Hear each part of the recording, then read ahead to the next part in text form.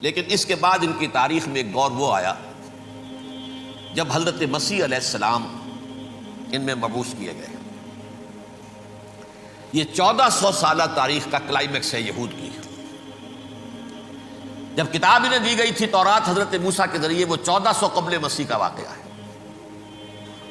اس وقت سے لے کر اللہ کا وہ فضل ان پر ہوا کہ کوئی ایک لمحہ ایسا نہیں آیا 1400 برس میں کہ ان کے ہاں کوئی نہ کوئی نبی موجود نہ ہو۔ یہ تار ٹوٹا ہی نہیں، 2 سے شروع ہوا، موسیٰ ہارون علیہ السلام، اور 1400 برس کے بعد پھر آخری 2 ہیں، عیسیٰ اور یحییٰ علیہ السلام۔ یوں سمجھ لیجئے، اور اس کے درمیان یہ تار ہے، اور اس تار میں کوئی ایک لمحہ ایسا نہیں آیا کہ کوئی نبی موجود ہو۔ اس میں اتار چڑھاؤ بہت سے آئے ہیں، اس کا وہ میرا موضوع نہیں ہے اس وقت۔ قبل مسیح کی تاریخ جو ہے وہ میرا موضوع نہیں ہے۔ قرآن مجید میں سورہ بنی اسرائیل کے پہلے رکوع میں اس کا تذکرہ موجود ہے۔ وَقَضَيْنَا إِلَىٰ بَنِي إِسْرَائِيلَ فِي الْكِتَابِ لَتُفْسِدُنَّ فِي الْأَرْضِ مَرَّتَيْنِ وَلَتَعْلُنَّ عُلُوًّا كَبِيرًا۔ 2 مرتبہ ان پر عذاب کے کوڑے برسے، پہلے اشوریوں کے ذریعے سے جو شامی تھے، سیرینز اشوری کہلاتے ہیں، پھر بابلیوں کے ذریعے سے یعنی عراقیوں کے ذریعے سے، بیبیلونیا نام تھا عراق کا پہلے۔ ان پر بہت بڑی بڑی تباہیاں آئیں، اللہ تعالیٰ کی طرف سے عذاب آئے۔ اس کے بعد پھر دوسرے دور میں دوسرا اقتدار کا دور آیا، خربستیاں بڑھ گئیں، تو پہلے گریکس کے ذریعے سے، یونانیوں کے ذریعے سے، اور پھر رومیوں کے ذریعے سے پسوایا گیا۔ یہ دور گزر چکے تھے ان پر، 2 عروج کے دور اور 2 زوال کے دور۔ میری چھوٹی سی کتاب ہے تنظیم اسلامی کا تاریخی پس منظر، شاید 6-7 روپے کی ہوگی، اس کو آپ دیکھیں گے تو اس میں اس کا پورا نقشہ آپ کو مل جائے گا۔ ویسے تو یہ کہ میری جو ذرا بڑی کتاب ہے سابقہ اور موجودہ مسلمان امتوں کا ماضی، حال اور مستقبل، اس میں میں نے ان معاملات پر بڑی تفصیل سے بحث کی۔ بہرحال یہ جو دور تھا ان کا 1400 سالہ، وہ اونچ نیچ سے ہوتا ہوا جب آیا ہے حضرت مسیح کی بعثت پر، تو ان کی شرارت کی انتہا یہ ہو گئی کہ اللہ تعالیٰ نے مسیح کو رسول بنا کر بھیجا، رسولاً الی بنی اسرائیل۔ حضرت موسیٰ اور حضرت عیسیٰ کے درمیان رسول کوئی نہیں ہے، سب نبی ہیں۔ حضرت موسیٰ رسول تھے اور حضرت عیسیٰ رسول ہیں۔ درمیان میں داؤد ہو، سلیمان ہو، یشعیاء ہو، زکریہ ہو، یہ سب نبی ہیں، یحییٰ نبی ہے، رسول نہیں ہے۔ لہذا وہ شہید کر دیے گئے، رسول شہید نہیں ہو سکتا، قتل نہیں ہو سکتا۔ لیکن عیسیٰ اور موسیٰ کے درمیان 1400 برس ان کے جو ہیں، اس کا کلائمیکس ہے حضرت مسیح علیہ السلام کی بعثت، اور حضرت مسیح علیہ السلام کو جسے اللہ نے اپنی روح قرار دیا، روح منہ، کلمتہ القاہا الی مریم، اللہ کا کلمہ، عظیم ترین معجزات۔ انہوں نے کیا کہا؟ یہ ولد الزنا ہے، حرام زادہ ہے، معاذ اللہ، نقل کفر نہ باشد، یہ جادوگر ہے، یہ مرتد ہے، یہ واجب القتل ہے۔ اصل حکومت اس وقت رومیوں کی تھی حکومت، لیکن انہوں نے انہیں آٹونومی دے رکھی تھی، اپنے مذہبی معاملات تم خود طے کر سکتے ہو۔ تو کائفاس جو اس وقت کا ان کا ہیڈ ربائی تھا سب سے بڑا، اس کی عدالت نے فیصلہ کیا مسیح کو سولی چڑھا دیا جائے۔ پائلیٹس پونٹس، اس کے پاس ان کی یادداشت پہنچ گئی، یہ ہمارا مجرم ہے مذہبی، یہ مرتد ہے، یہ کافر ہے، یہ جادوگر ہے، یہ واجب القتل ہے، اسے قتل کرو، سولی چڑھا دو۔ خیر وہ لمبی بات ہو جائے گی، اس نے تو اپنے ہاتھ دھوئے کہ صاحب ہمارے پاس کوئی جرم نہیں ہے اس کے خلاف، تم کہتے ہو تو ٹھیک ہے، سولی چڑھا دیتے۔ یہ دوسری بات ہے کہ اللہ نے حضرت مسیح کو اٹھا لیا آسمان پر، ان کی جگہ وہ شخص سولی چڑھا جس نے غداری کر کے گرفتار کروایا تھا، جوڈاس اسکیریوٹ، اس کی شکل اللہ نے بدل دی حضرت مسیح کی سی، اور حضرت مسیح کو فرشتے اٹھا کے اوپر لے گئے، وہ زندہ آسمان پر اٹھا لیے گئے۔ اور یہ ساری تفاصیل نہ قرآن میں ہے نہ حدیث میں ہے، یہ انجیل میں ہے۔ لیکن انجیل کون سی؟ برنباس کی انجیل، gospel of the Lord according to Saint Barnabas. یہ حواریین مسیح میں سے تھے، لیکن عیسائی ان کو تسلیم نہیں کرتے، ان کی بائبل کو صحیح نہیں مانتے، کینونیکل نہیں مانتے۔ 100 انجیلیں تھیں، 104 تھیں، جن میں سے 4 چنی ہیں انہوں نے، یہ بتی اور جان اور مرکس مارکس، یہ ہے، تو یہ 4 انجیلیں ہیں، انہوں نے تسلیم کی کہ یہ کینونیکلز ہیں، یہ تو ہیں حقیقی۔ باقی جو ہے 100 اس کو وہ تسلیم نہیں کرتے۔ ان میں سے ایک ہے یہ برنباس، اس میں یہ تفصیل ہے کہ اللہ تعالیٰ نے اس شخص کی، جیوڈاس کی، یہودا جیوڈاس اس کو انگریزی میں کہتے ہیں، اس کی شکل بدل دی حضرت مسیح کی سی، وہ گرفتار ہوا، وہ سولی چڑھا۔ وہ غدار تھا، غداری کی سزا اسے ملنی تھی، وہ مل گئی۔ حضرت مسیح کو فرشتے 4 اٹھ رہے ہیں، جس کوٹھڑی میں حضرت مسیح مقیم تھے، ایک باغ کے اندر وہ کوش تھے، اس کی چھت پھٹی ہے، 4 فرشتے آئے ہیں، حضرت مسیح کو اٹھا کر لے گئے ہیں، چھت برابر ہو گئی ہے، اس کے بعد وہ شخص پکڑا گیا۔ بہرحال حضرت مسیح کو اللہ نے اٹھا لیا آسمان۔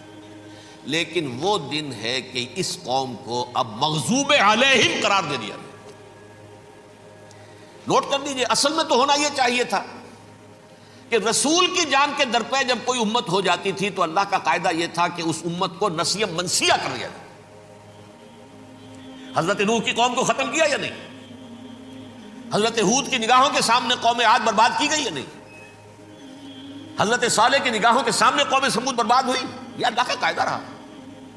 سدوم اور عمورہ کی بستیاں حضرت لوط علیہ السلام جہاں بھیجے گئے، مدین کا علاقہ جہاں حضرت شعیب بھیجے گئے، اہل فرعون جن کی طرف موسیٰ کو بھیجا گیا، سب ہلاک کر دیے گئے۔ کیونکہ رسولوں کے بارے میں اللہ کا نبیوں کے بارے میں یہ بات نہیں ہے۔ نبی آیا، اس نے دعوت دی، جس نے مان لیا اچھا کیا، اپنے لیے اچھا کیا، نہیں مانا اس کی اپنی جو ہے آپت برباد ہو گئی۔ دنیا میں کوئی فیصلہ اس کا نہیں ہوتا، لیکن رسولوں کا معاملہ یہ ہوتا ہے کہ دنیا میں وہ اللہ کی عدالت بن کر آتے ہیں، مانو گے تو بچو گے، نہیں مانو گے ہلاک ہو جاؤ۔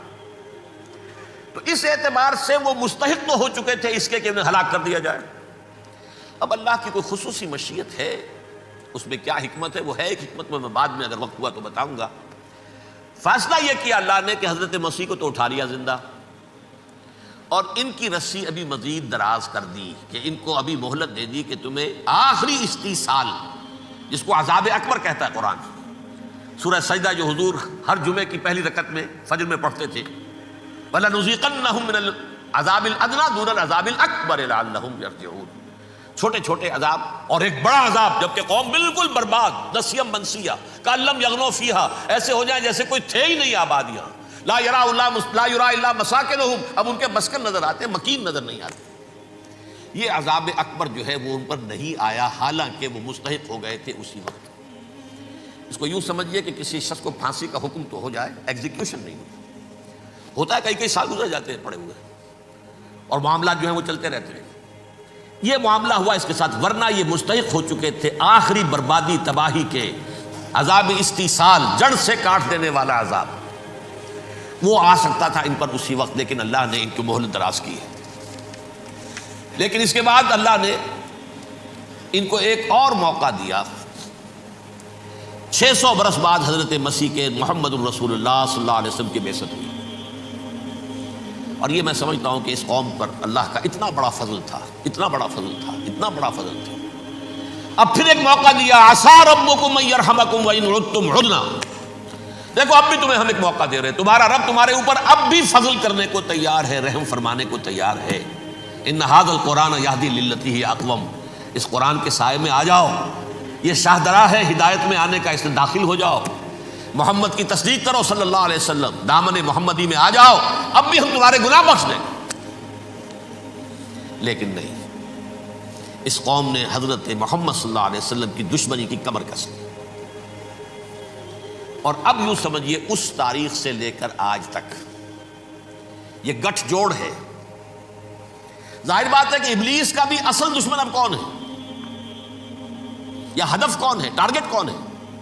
جنہوں نے محمد کو نہیں مانا صلی اللہ، وہ تو ہے ہی جہنمی، ان پر کوئی اور محنت کرنے کی ضرورت کیا ہے؟ سمجھ گئے میری بات؟ حضور کی بعثت کے بعد جنہیں حضور کو رد کر دیا، ان پر ایمان نہیں لائے، وہ کون ہے؟ کافر، وہ جہنمی ہے ہی ہے۔ لہذا اس کے اوپر کوئی محنت صرف کرنے کی ابلیس کو ضرورت نہیں، اس کا اصل ٹارگٹ امت محمد ہے صلی اللہ علیہ وسلم۔ وہ ساری نوع انسانی کی دشمنی اب آ کر مرکوز ہو گئی ہے امت محمد صلی اللہ علیہ وسلم کی دشمنی پر۔ اور اسی طرح یہود کا معاملہ، اگرچہ ویسے پوری نوع انسانی کے دشمن ہیں، انہیں حیوان سمجھتے، ان کی جان مال اپنے لیے مباح سمجھتے ہیں، جس طرح چاہیں لوٹے کھسوٹے کھائیں پیئے انہیں، لیکن اب ان کی بھی دشمنی کا سب سے بڑا مرکز امت محمد۔ کیوں؟ وہی تکبر اور حسد، وہی بیماریاں۔ انہیں تکبر یہ ہو گیا تھا کہ 2000 سال سے یہ نبوت ہماری میراث، ہماری جاگیر، بنو اسرائیل کے اندر سینکڑوں نبی آئے، 3 کتابیں اللہ نے ہمیں عطا کی، یہ کہاں سے آ گیا محمد صلی اللہ علیہ وسلم؟ معاذ اللہ ثم معاذ اللہ، یہ امیین میں سے، یہ جنٹائلز میں سے، یہ گوئنز میں سے، یہ حقیر ان پڑھ، کہاں ہم کہاں یہ، نہیں تسلیم کریں گے. حالانکہ قرآن کہتا ہے یعرفونہ کما یعرفون ابناہم، ان کے علماء ایسے پہچانتے تھے حضور کو جیسے اپنے بیٹوں کو پہچانتے کہ یہ آخری نبی ہے. لیکن تکبر اور حسد کی آگ میں جل اٹھے. اب ان کے بھی دشمنی کس سے ہے؟ محمد اور امت محمد صلی اللہ علیہ وسلم. یہ گٹھ جوڑ ہے. اب دیکھیے یہ ہے میری گفتگو کا اب تک کی گفتگو کا حاصل، یہ گٹھ جوڑ. ایک غیر مرئی دنیا، انویزیبل دنیا کا ابلیس لعین اور جنات میں سے اس کے لشکری فوج. انسانوں میں سے ویسے تو اور بھی بہت جگہ اس کے ایجنٹ ہے، مسلمانوں میں بھی ہے، لیکن بحیثیت قوم، بحیثیت مجموعی، ایک پوری قوم، ایک پوری نسل جو ہے اس کے ساتھ گٹھ جوڑ ہے. ان دونوں کی گٹھ جوڑی کے ساتھ یہ دشمن دون ہیں انسانیت کے. پہلا دشمن ابلیس لعین، عزازیل لعین، اور دوسرے دشمن یہود ملعون.